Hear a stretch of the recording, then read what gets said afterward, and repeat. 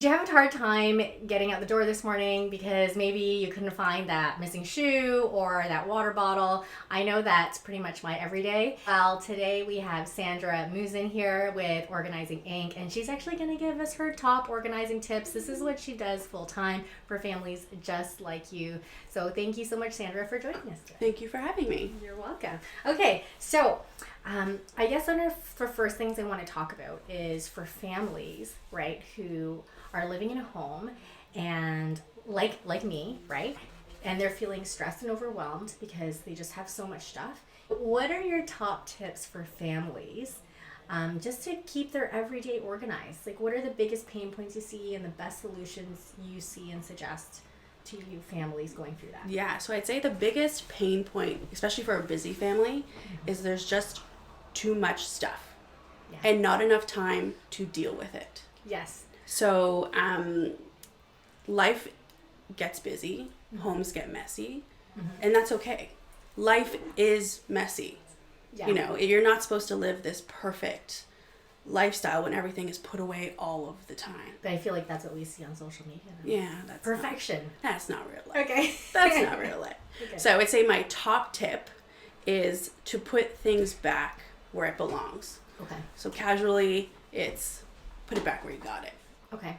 But easier said than done when you don't have the organizational system in place to do that. Yeah. So my next tip would be time management and putting aside the time to put things away. Okay. Yeah. So, and that includes everyone in the family, Okay. including the children. So do you mean like kind of end of the day type thing? End of the day, end of the week. It doesn't necessarily have to be every day because some days are busier than others. Yeah. So where it fits for your family. Yeah. So if you say Wednesdays, the kids don't have any sports in the evening, we're going to take an hour and we're going to clean up the toy room. Yeah. So, and they have jobs too. Start them young. Okay. So I see kids thrive in organized homes. I like that you're saying not everyone has to follow this exact same process where it's like, okay, every day. Like, where's the day in the week that you have time? And you're right, there's, maybe that one weekday where the kids don't have activities. Yeah. And we can just kind of do that together and expect that from them too. Yeah. So. And doing it on a good. weekly basis will make the month go by. It'll be easier. It's not like month end where it's like a little bit more stressful. And maybe in the process of doing it on a weekly basis, you notice, well, we never touch the Lego. Well, maybe they don't play with Legos anymore because you're never putting it away anymore. So it's like, maybe it's time to let the Lego go. Okay. You see what you're actively using and what you're not using. Yes. So it helps with the donation part of getting rid of things as well.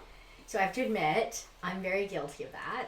My kids have kind of moved past the Lego stage, and I still have the Legos. Yeah. I feel like I can't let go. But you're right. Now, like, when we do go through it, we realize it's not something they use a lot. So far, you're saying pick a time in the week or in the day that works best and get the kids involved to just put things back Yep. where they belong. Yeah. Okay. Yeah. All right. And then I would say the third tip would be invest in some organizing inventory, whether it's bins, baskets, hooks, shelves, any of those types of things. Yeah. It can be from IKEA, it can be from Canadian Tire, Dollarama. Yeah. It doesn't matter. But having these items will help you contain the categories. So the Lego will all end up in this bin, and then it won't be, it won't get too out of control after. Yes. So, I mean, other toys may end up in that bin, but then that's the Lego bin and you can pull them out and it will help you set you up for success in the future. I do find after having our second son, any container to just put things in was better than none. Exactly. And it was like, okay, just get a bigger container. And it's like, well, I don't want to get a bigger container. I want to at least weed through these things. But you don't necessarily have the time to sort through these things. No. And then it just weighs on you more. So yeah, getting to those bins and then whenever in the year you can actually sort through them, Yeah. then at least they're all there.